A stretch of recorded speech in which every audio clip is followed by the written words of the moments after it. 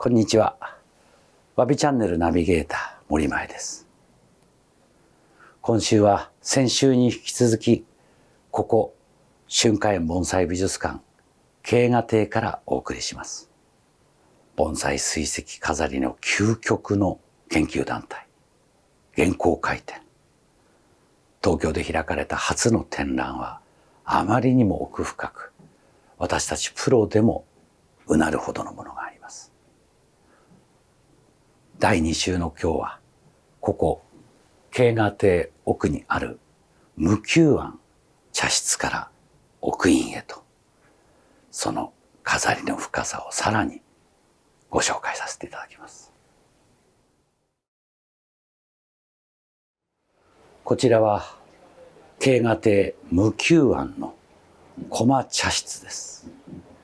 駒とは大きな皆で集まる茶会の茶寄せではなく、あくまでも亭主とわずかな客で、その中にある精神と美を楽しむ場です。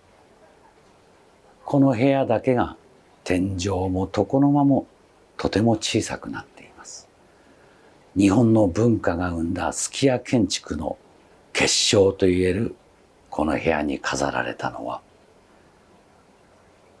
丹波龍岩石、渓流石の名品。これは旧岩崎財閥家の持ち物です。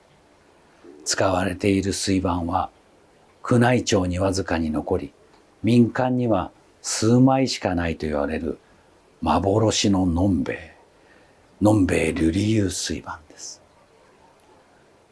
間もなく訪れる春、山あいからの水ぬるむ渓流の姿が聞こえてくるような静謐な水盤飾り。掛け物は菊池要塞による雨の中の山桜。まさにほんの少し早い季節の先取りが渓流石とともに季節を歌い上げています。このような飾り、単純なようで一番難しく、50年やっている私も背筋が伸びてゾッとするほどの厳しさが込められています。小品石の棚飾りです。上段下段とも京都貴船石によるもので、山姿の上段、そして岩清水を抱く水盤石の下段。水盤は名工畑蔵六による青銅水盤です。このような飾り、文房文化の中に生まれたと言われます。座敷飾りの一つとして楽しいものです。慶賀亭無休庵茶室から奥大庵への茶室と続く中、金屏風で静かに飾られた題材師の一席があります。世田川石、名誉明王。名高い水府山人が急増したもので、その昔、親交のあった陶芸家、北大路魯山人が愛した石でもあります。おぼろな姿がこの春を物語るこの明王。格調高い石に合わせた古色ある唐木の香炉卓。このように飾り上手が集う中で水石一点のみの飾りを行う。これにはその中身の響きと本人の意志がしっかりと打ち出されていなければ、ここまでのことはできません。慶賀亭最深部にある茶室大庵。赤松の柱で抑えられたわびすきの茶室に飾られたのは、紫貴船の古い盆石、名を二条山と言います。盆石は姿が全体に山姿になっているものがほとんどですが、このようにその中にしぶきを上げる岩清水や渓流を思わせる景が含まれたものはとても貴重なものです。かけられた掛け軸には一羽のウグイスが飛び去る姿。さあ、そろそろ山へ帰ろう。岩清水の音が聞こえてくる頃となれば、ウグイスは里から山へと帰ります。奥に2連の床の間があります。左床には琵琶床を備えた飾り。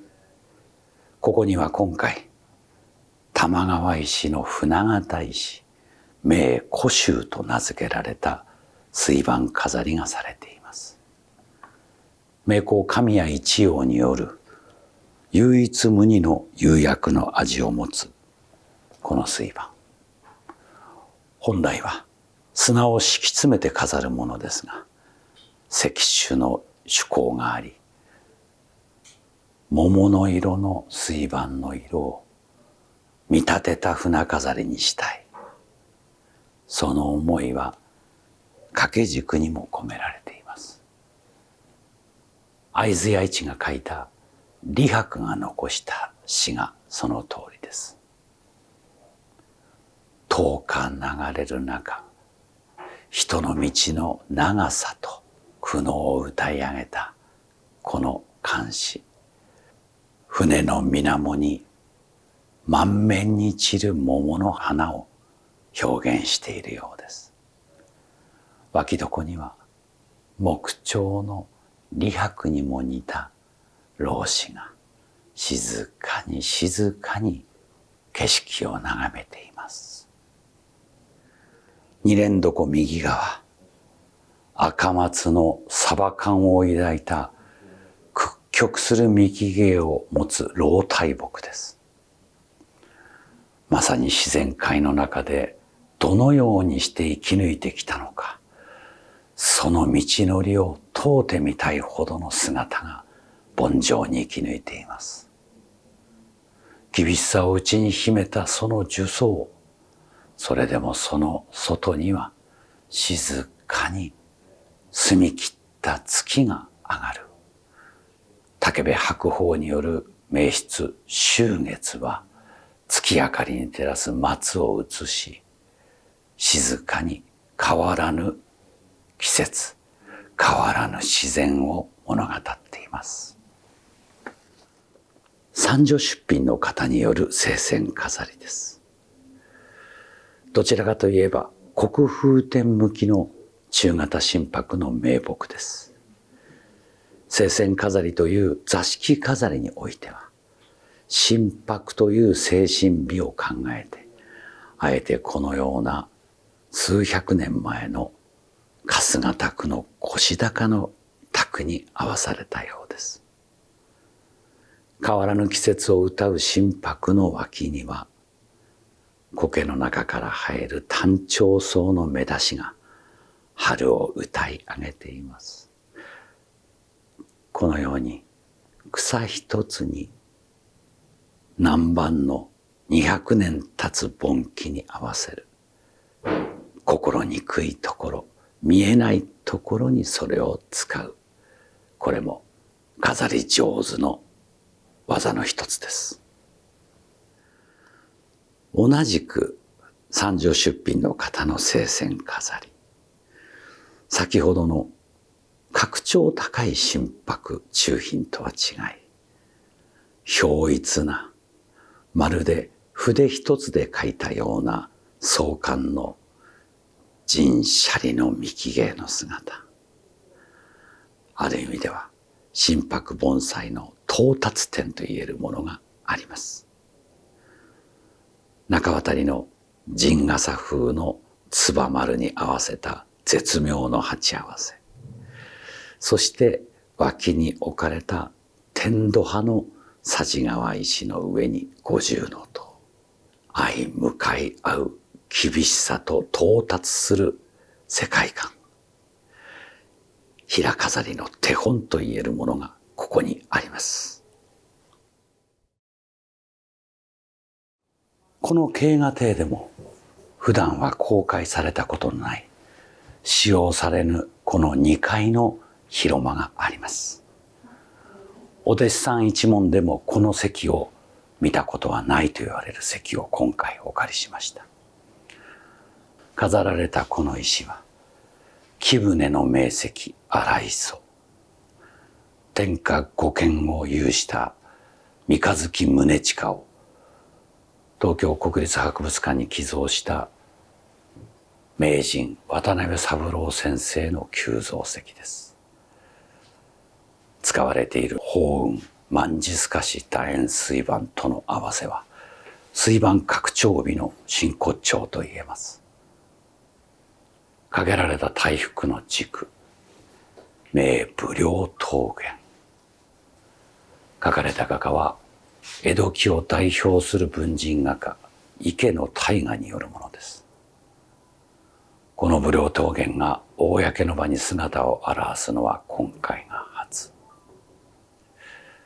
飾りの中には季節や景色を合わせるものもあれば、このように名画名石の力量の合わせで楽しむ石もあります。そのためにあえて小中、つまり軸と石を中心に据えた飾りを作り上げたのです。脇床にはこの武陵桃源の左の水面から流れる世界を留め飾りとして上野玉水の名品鴨一対が添えられています。荒磯の水盤飾りの床の間の対面を受け持つ聖線飾り、赤松の3体の三連飾りを心がけたのは大阪の盆栽大家の会員。左に村立つ自然の松林を思わせる赤松。まさに将来の音が聞こえてくるようです。中飾りには屈曲する落ち枝作りの文人の赤松。掛け軸の中から飛び出てきたようなこの作品は以前盆栽展で賞を受賞するに至ったと言われています。右手のこのひ一とした姿、まさに山鳥の赤松をそのままの風情を残して見事な南蛮の重宝鉢に合わせています。80となる頃は最近はこのようなものにも魅力が感じると、あえて名木の数々を引き算してこの木を選び出されました。銀屏風六曲半層による赤松と水石の飾り、聖線飾りの大飾りの手本といえるこの石は、同じこの二階石の床の間石を受け持った型の石でもあります。先ほどの赤松の三連飾り、そして床の間の水石飾り、お二人は関西に従するまさに法友という間柄。この銀屏風の赤松は五感のひ一としたこの立ち姿へ届くまでに大宮盆栽村村田久蔵王、そしてこの原稿会初期のメンバーだった舞鶴の古老、そこから関西のお二人が交代交代に受け継いだものです。まさに昇魂羅奥を照らす。右手には痩せの大型のくず屋が羅奥、つまり道具の姿で佇んでいます。